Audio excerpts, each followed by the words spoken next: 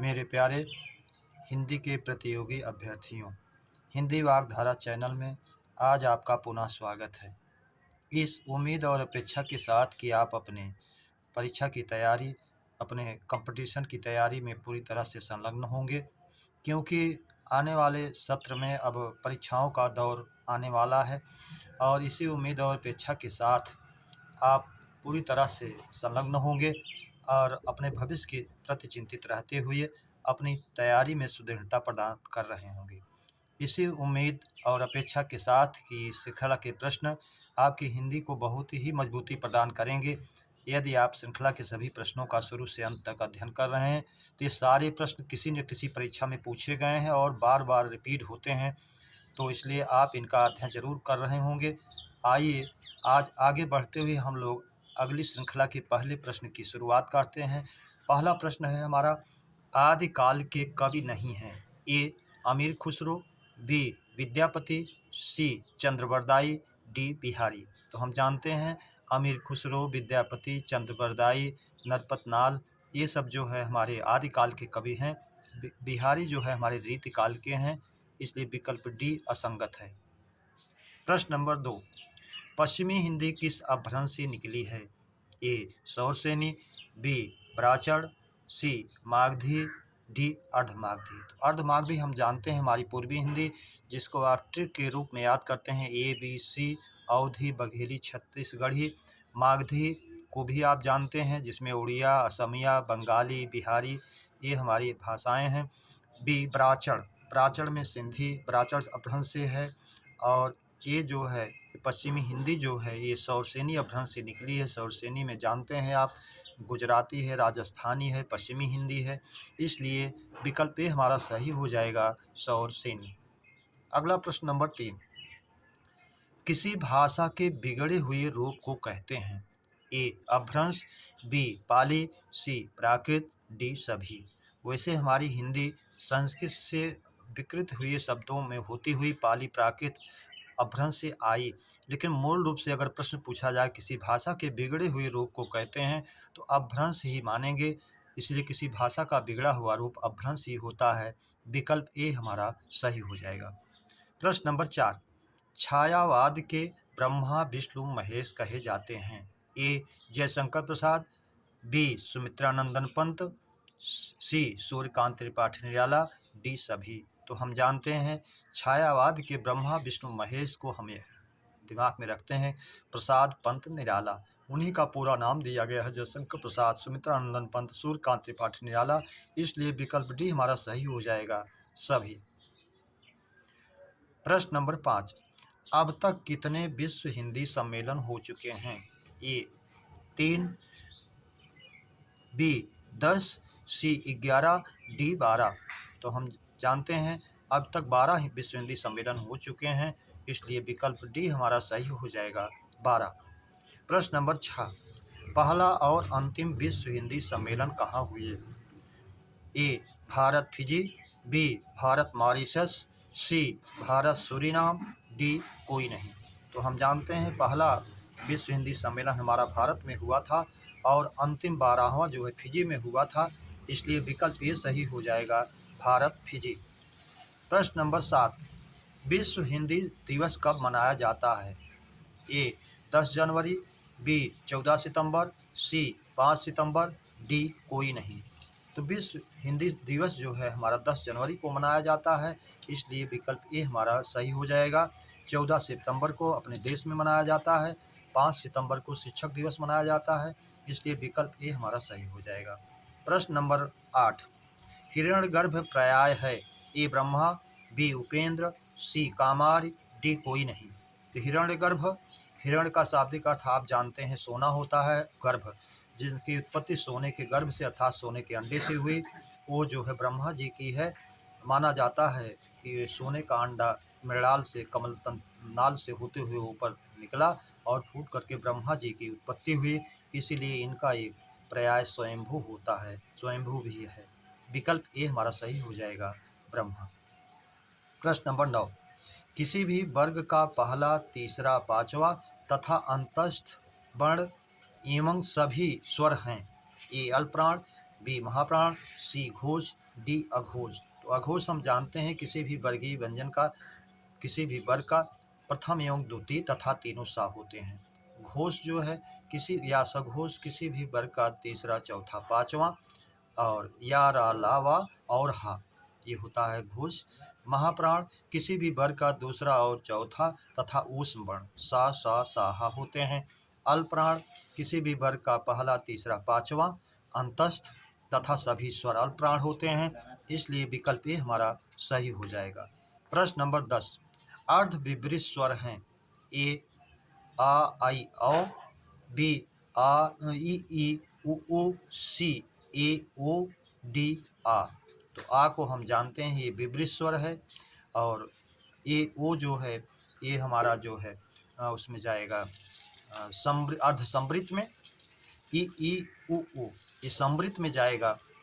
आ आई औ ये जो है अर्ध विपरीत में जाएगा, इसलिए विकल्प ए सही हो जाएगा, अर्ध विपरीत। प्रश्न नंबर 11, संयुक्त स्वर हैं। आ ई उ, ए ओ औ, सी आ ई उ री, डी कोई नहीं। तो आ ई उ री ये हमारे मूल स्वर हैं, संख्या इनको लघु स्वर, ह्रस्व स्वर, बीजाक्षर स्वर कई नामों से जानते हैं। बी ए ओ औ ये हमारे संयुक्त स्वर हैं, जो अलग अलग स्वरों से मिलकर बनते हैं उन्हें संयुक्त स्वर कहते हैं, ये 4 हैं। और विकल्प ए हमारा जो है आ ई उ ये सवर्ण दीर्घ स्वर हैं। तो संयुक्त स्वर पूछ रहा है जो भिन्न भिन्न अलग अलग स्वरों से मिलकर बनते हैं, इसलिए विकल्प भी हमारा सही हो जाएगा, संयुक्त स्वर। प्रश्न नंबर 12, मूल स्वर का अपर नाम है। ए ह्रस्व स्वर, बी प्राकृतिक स्वर, सी बीजाक्षर स्वर, डी जड़ स्वर, ई सभी। तो हम इस मूल स्वर को लघु स्वर, ह्रस्व स्वर, प्राकृतिक स्वर, बीजाक्षर स्वर, जड़ स्वर सभी कहते हैं, इसलिए विकल्प ई हमारा सही हो जाएगा, सभी। प्रश्न नंबर 13, शुद्ध वर्तनी का शब्द है। ए आद्यंत, बी आद्योपांत, सी आद्योपांत, डी सभी। तो एक वाक्यांश आपके यहाँ पूछा जाता है, आदि से अंत तक के लिए एक शब्द बताइए। तो आद्यंत भी सही है, आद्योपांत भी सही है, आद्योपांत भी सही है। आदि प्लस अंत यण स्वर संधि से बना आद्यंत, आदि से अंत तक, ये भी सही है। आद्य प्लस उपांत, आदि में आ प्रत्यय जुड़ा, आदि में या प्रत्यय जुड़ा तो आद्य बना, और प्लस उपांत, या में आ उपांत का ओ मिलकर के गुण हो गया, आद्योपांत हो गया। सी आदि प्लस उपांत, आद्योपांत हो गया यण स्वर संधि से, इसलिए ये भी सही है, डी सभी। तो ऐसी दशा में विकल्प डी हमारा सही है, सभी। प्रश्न नंबर 14, चक्रांग पर्याय है। ए मराल का, बी भेक का, सी केकी का, डी बलिमुख का। तो बलिमुख बलवान मुख वाला जो बंदर का पर्यायवाची है, केकी मोर का पर्यायवाची है, भेक मेढक का पर्यायवाची है, मराल हंस का पर्यायवाची है, चक्रांग जिसका अंग चक्र की तरह घूम जाए, अपने सिर को पीछे पूंछ की तरफ घुमा लेता है, इसलिए चक्रांग उसका पर्याय है। मराल भी हंस का है, चक्रांग भी हंस का है, इसलिए विकल्प ए हमारा सही हो जाएगा, मराल। प्रश्न नंबर 15, बतरस लालच लाल की मुरली धरी लुकाए, सौह करे भौहन हंसे, देन कहे नटी जाए। उपयुक्त तो दोहे में रस है। संयुक्त श्रृंगार, वियोग श्रृंगार, करुण, शांत। न शांत है न करुण है, न इसमें वियोग की बात की गई है, वियोग श्रृंगार है, बल्कि संयोग की बात हो रही है। गोपियाँ भगवान कृष्ण की बांसुरी को चुरा लेती हैं बातों करने के चक्कर में, और जब उसको मांगते हैं तो सौगंध करती हैं, भौहों से हंसती हैं, और मुरली को बांसुरी को छिपा कर रख देती हैं। देने को कहते हैं तो मना कर देती हैं। यहाँ नायक नायिका के प्रत्यक्षीकरण होने के कारण संयोग श्रृंगार है, इसलिए विकल्प ए हमारा सही हो जाएगा, संयोग श्रृंगार। प्रश्न नंबर 16, बनन में बागन में बगरो बसंत है, में अलंकार है। ए लाटानुप्रास, बी छेकानुप्रास, सी वृत्त्यानुप्रास, डी अंत्यानुप्रास। तो बनन में बागन में बगरो बसंत है। अब इसमें पूछ रहा अनुप्रास के 5 भेदों में 4 दिया गया है। लाटा अनुप्रास तो ये जहाँ वाक्यों व उपवाक्यों की आवृत्ति होती है वहाँ होता है, किंतु उनके अर्थ में भिन्नता होती है, वो नहीं है। छेका अनुप्रास जहाँ एक ही वर्ण की आवृत्ति एक बार होती है, सूर समर करनी करें।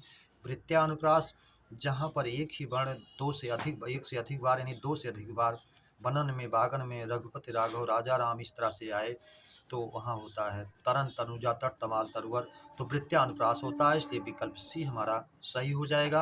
अंत्यानुप्रास में जो है अंतिम वर्ण की समानता होती है। प्रभु जी तुम चंदन हम बाती, जाकी ज्योत जले दिन राति, अंत्यानुप्रास।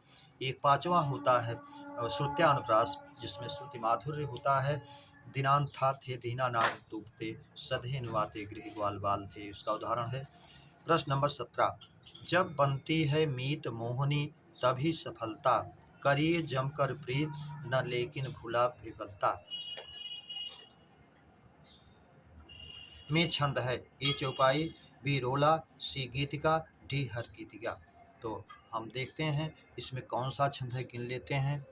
लघु लघु लघु लघु, गुरु गुरु, लघु गुरु, लघु गुरु, लघु गुरु, लघु गुरु, लघु लघु लघु गुरु।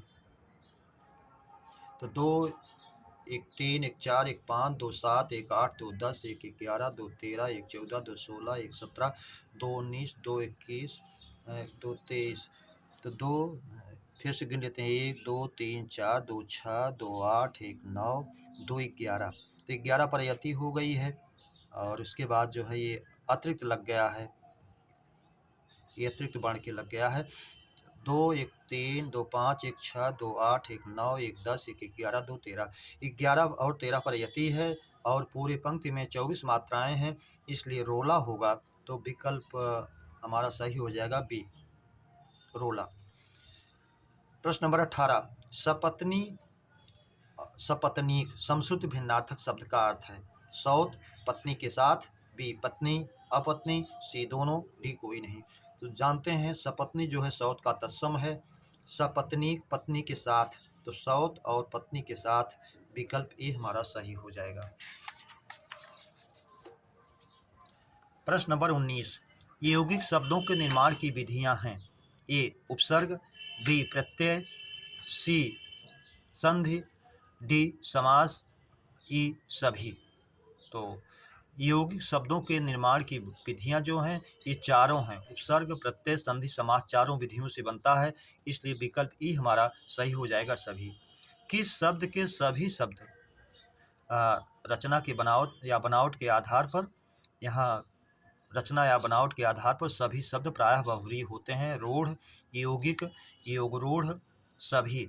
तो योगरूढ़ जो है ये बहुव्रीहि समास के प्रायः सभी शब्द होते हैं, इसलिए विकल्प सी हमारा सही हो जाता है, जिसमें तीसरे पद की प्रधानता हो जाती है। प्रश्न नंबर 21, अंचल प्लस इक का रूप है। आंचलिक, आंचलिक, आंचलिक, आंचलिक, डी सभी। तो अंचल में एक प्रत्यय लगाएंगे, पूर्व स्वर की वृद्धि हो जाएगी, एक अंत में जुड़ जाएगा, इसलिए विकल्प ए सही हो जाएगा, आंचलिक। प्रश्न नंबर 22, नवीन का पर्याय है। नूतन, बी नवल, सी नव्य, डी नव, ई सभी। तो नूतन, नवल, नवीन, नव्य, नव, ये सब नवीन के पर्यायवाची हैं, इसलिए विकल्प ई सही हो जाएगा, सभी। प्रश्न नंबर 23, भिन्न शब्द है। आहार, विहार, प्रहार, संहार, कहार। तो एक शब्द मूल शब्द है हार, जिसमें आ प्रत्यय लगा, हार में वी प्रत्यय लगा, हार में प्रा प्रत्यय लगा, हार में सम उपसर्ग, क्षमा कीजिएगा, भिन्न शब्द है, उपसर्ग लगे हुए हैं, प्रत्यय नहीं। हार में आ उपसर्ग लगा, हार में वी उपसर्ग लगा, हार में प्रा उपसर्ग लगा, हार में सम उपसर्ग लगा, इसलिए एक मेल जोल के शब्द हैं ये। और कहार, इसमें जो है हार मूल शब्द नहीं है, बल्कि कहार ही मूल शब्द है, जिसका तत्सम स्कंधवार होता है, इसलिए जो है बेमेल शब्द है, भिन्न शब्द है, ई। आप जानते हैं किसी भी शब्द में वो शब्दांश जो पहले जोड़ते हैं वो उपसर्ग होते हैं, और वो शब्दांश जो बाद में जोड़ते हैं वो प्रत्यय होते हैं, इसलिए उपसर्ग और प्रत्यय को आप जानते रहें। प्रश्न नंबर 24, गंगा का पर्याय है। ए जाह्नवी, बी देवापगा, सी विष्णुपदी, डी सभी। तो गंगा का पर्याय जह्न ऋषि की कन्या है ये, ऐसा माना जाता है। भगीरथ जब गंगा जी को लेके चले तो रास्ते में इनका आश्रम बह गया, इन्होंने जो है पी लिया, बाद में कान से निकाल दिया प्रार्थना अन्न विनय करने के बाद, तो इसलिए जन्ह ऋषि की बेटी हो गई जाह्नवी। बी देवापगा, अब आपगा को आप जानते हैं नदी का पर्यायवाची है। देवापगा देवताओं की नदी, जिसको सुरसर भी कहते हैं, इसलिए ये भी है। विष्णुपदी भगवान विष्णु के पैरों से चरणों से निकली हुई मानी जाती है, इसलिए ये भी है। विकल्प डी हमारा सही हो जाएगा सभी। प्रश्न नंबर 25, अशुद्ध तद्भव तत्सम युग्म है। ए गदहा गर्दभ, सही है। बी इलायची एला, ये भी सही है। सी आयसु आदेश, ये भी सही है। डी उसास उच्छ्वास, ये अशुद्ध है। उसास का अगर उच्छ्वास होता, ऊपर निकलने वाली सांस, तो सही होता, और इसका संधि विच्छेद भी पूछता है उच्छ्वास का, तो उत प्लस श्वास होता। प्रश्न नंबर 26, कौन सा शब्द तत्सम नहीं है। ए शर्करा, ये शक्कर का है, इसलिए है। बी निम्ब, ये नीम का तत्सम है, इसलिए है। सी दुर्लभ, ये दूल्हा का तत्सम है, इसलिए है। डी रूख, रूख का तत्सम वृक्ष होता है। बिरवा या रूख दोनों का तत्सम वृक्ष होता है, इसलिए ये तद्भव है। विकल्प डी नहीं है तत्सम। प्रश्न नंबर 27, अशुद्ध विलोम युग्म है। ए यति गृहस्थ, यति माने सन्यासी, गृहस्थ जानते हैं जो गृह कार्य करता हो, घर पर रहता हो, वो गृहस्थ है। गृह में लगा हुआ, इसलिए गृहस्थ। यति सन्यासी। बी मूढ़ माने मूर्ख चतुर, ये भी है। सी शयन सोना जागरण जागना, ये भी है। डी उत्तम माने अच्छा, और अधम होता तो होता, श्रेष्ठ जो है पर्यायुक्त जैसा है, पर्याय है, इसलिए विकल्प डी हमारा अशुद्ध है। प्रश्न नंबर 28, समास का विलोम है। ए व्यास, बी विग्रह, सी दोनों, डी संकीर्ण। तो संकीर्ण का विलोम विस्तीर्ण होता है, संकीर्ण सिमटा हुआ, विस्तीर्ण फैला हुआ। व्यास, समास का व्यास मूल रूप से विलोम बनता है, और विग्रह भी प्रायः परीक्षाओं में पूछ रहा है, अलगाव, इसलिए दोनों माना जाता है, तो विकल्प सी हमारा सही हो जाएगा, दोनों। प्रश्न नंबर 29, स्तोत्र स्रोत संस्कृत भिन्नार्थक शब्द का अर्थ है। ए स्तुति के मंत्र और जो है साधन। बी शयन साध्य। सी माध्यम द्वारा। डी कोई नहीं। तो हम जानते हैं स्तोत्र स्तुति के मंत्र और स्रोत माने साधन, इसलिए विकल्प ए ही हमारा सही हो जाएगा। प्रश्न नंबर 30, व्यंग व्यंग्य संस्कृत भिन्नार्थक शब्द का अर्थ है। दिव्यांग कटाक्ष, निरर्थक ताना, सी दोनों, डी कोई नहीं। तो ये व्यंग में यण स्वर संधि हो जाएगी, वी प्लस अंग, जिसका अंग विकृत है, और व्यंग माने ताना कटाक्ष, तो आधुनिक नाम व्यंग को दिया गया है दिव्यांग, इसलिए व्यंग का दिव्यांग और व्यंग का ताना या कटाक्ष, विकल्प ए ही हमारा सही हो जाएगा। प्रश्न नंबर 31, जलधर का अनेकार्थी है। ए समुद्र, बी जलाशय, सी बादल, डी सभी। तो जलधर का अनेकार्थी समुद्र, जलाशय, बादल तीनों होता है, इसलिए विकल्प डी हमारा सही हो जाएगा, सभी। प्रश्न नंबर 32, अमरेंद्र क्रिकेट खेला होगा का काल है। ए संदिग्ध भूत, बी संदिग्ध वर्तमान, सी सामान्य भूत, डी कोई नहीं। तो अमरेंद्र क्रिकेट खेला होगा, ये भूतकाल में संदेह की बात बता रहा है, और या होगा, ई होगी, आ होगा आदि जो संदिग्ध भूत में आते भी हैं, आप जानते हैं, इसलिए विकल्प ए हमारा सही हो जाएगा, संदिग्ध भूत। प्रश्न नंबर 33, सूर्य, आत्मा, शिव, विष्णु, एक पक्षी किसका अनेकार्थक है। ए हंस, बी अर्क, सी तात, डी तुहिन। तो तुहिन का अनेकार्थी आप जानते हैं, पाला, बर्फ, चांदनी, शीतलता।